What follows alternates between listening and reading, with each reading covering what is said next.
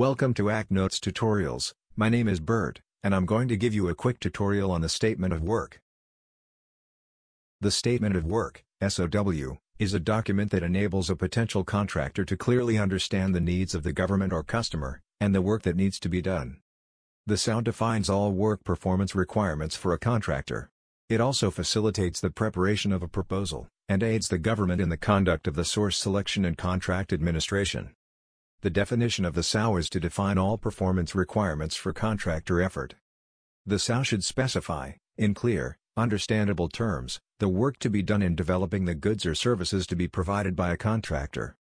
Both the government or customer, and the contractor, look to the SOW as a key document in defining the responsibilities of both parties. The development of a statement of work requires both an understanding of the goods or services that are needed to satisfy a particular requirement, and an ability to define what is required in specific, performance-based, quantitative terms. The SOW should reference qualitative and quantitative performance requirements contained in the requirements document. There are 8 steps associated with the development of the statement of work. Step 1. Write the introduction. Explain what work needs to be accomplished and who is involved. Step 2. Determine the project purpose. Answer the question of why are we doing this. To do this, establish a purpose statement, and answer the basic questions: what are the goals, deliverables, and objectives of this project? Step 3. Develop the scope of work. Determine the process that will be used to complete the work. The scope should include time, results, and general steps for accomplishment. Keep the scope broad enough to give you the flexibility to make future revisions.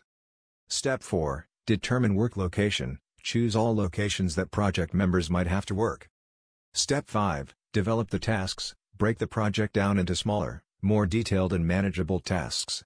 These smaller tasks should include all the main deliverables, milestones, and phases.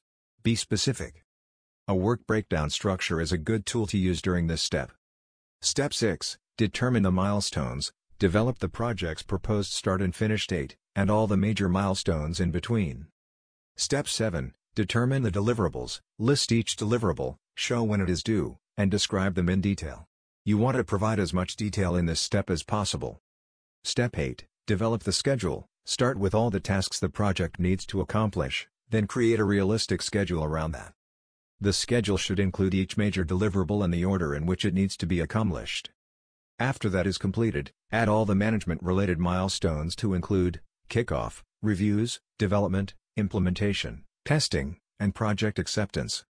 These are the 8 steps in the development of a statement of work.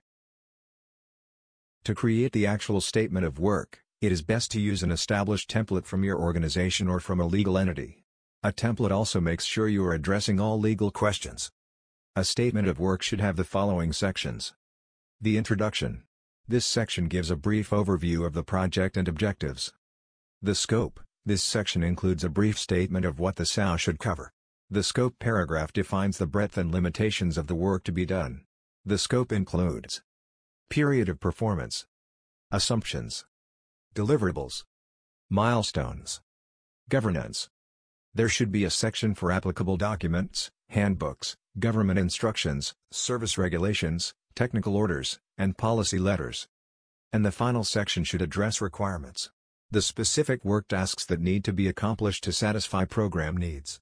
The requirements can be broken down into general requirements, technical objectives and goals, and specific requirements. This is the typical format of a statement of work. The statement of work is one of the most important documents on a program. It is the document that enables the offeror to clearly understand the government's or customer's needs for the work to be done in developing or producing the goods or services. Without an SOW, there might be confusion on what is required from both the contractor and the customer. Take your time and develop the best statement of work you can. It will save you a lot of time in the future if anything goes wrong. Thank you for watching this tutorial on the statement of work. Please visit the webpage for more information, to include a checklist, example task statements, and templates. These templates are a great place to start in developing your own statement of work. Congratulations for finishing this tutorial and thanks for visiting Act Notes.